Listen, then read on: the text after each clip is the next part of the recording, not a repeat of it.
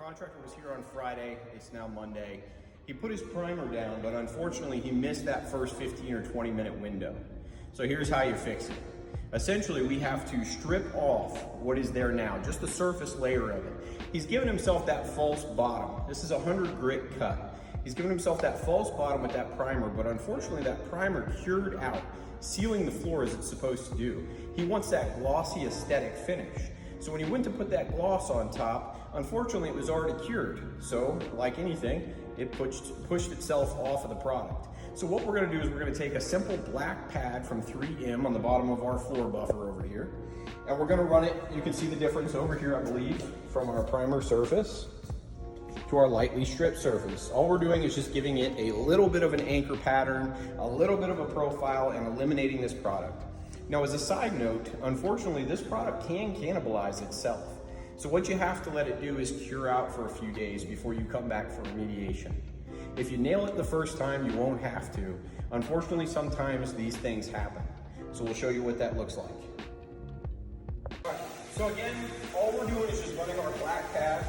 Sometimes if your floor is real thick, this again was a 100 grit cut. If your floor is real thick, you can put down a little bit of isopropyl, a little bit of denatured. That's going to reactivate your floor. All we're doing is just lightly stripping the top of this primer off so we can put that aesthetically pleasing gloss coat on. Okay? So let's see what that looks like. So again, all we're doing is taking this sheen down a little bit to be able to just put our aesthetic top coat on. Nothing to it. Just a little black pad, straight. You can add isopropyl alcohol if you'd like. You can tell the difference between where we haven't hit and where we have. All, again, that we're doing is creating a small anchor point. Pretty soon, Joe is gonna take the isopropyl and just tack mop this, and we're gonna apply our top coat. Really simple.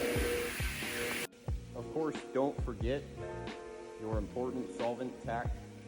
This is required on every job. It must be alcohol-based, denatured, or isopropyl.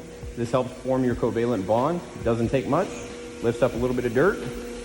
Good to go. As you can see here, we are just running our mops to do a little dust clearance. Real quick and easy. Just a couple of, I don't really like these dust lines, but it's fine with what we've got. Some of it's just shadow. But typically you want your substrate pretty well prepped. This, honestly, they didn't want a whole lot with the aesthetics on this floor. You know, so there's a lot of kind of surface prep issues here, but that's fine. It's what the customer wants. Again, we're using these very, very thin, soft microfiber pads. Nothing with padding.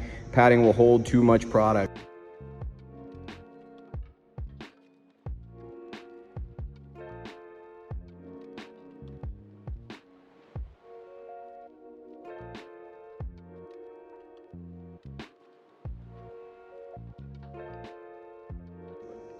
This is a 100 grit finish. We just stopped the time lapse to be able to show the difference. No ballistics, ballistics. Thin, guys, thin. Look, this is how you do it.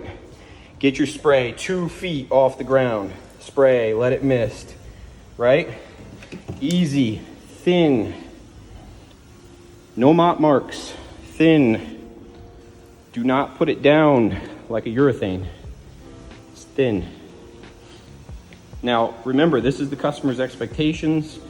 With these grinder marks here, they were fine with it. It's all they wanted. They just wanted it sealed. Nothing to it. See how Joe is up off of the air, 2 feet off of the ground. That is the key. You've got to let this stuff atomize and aerosolize.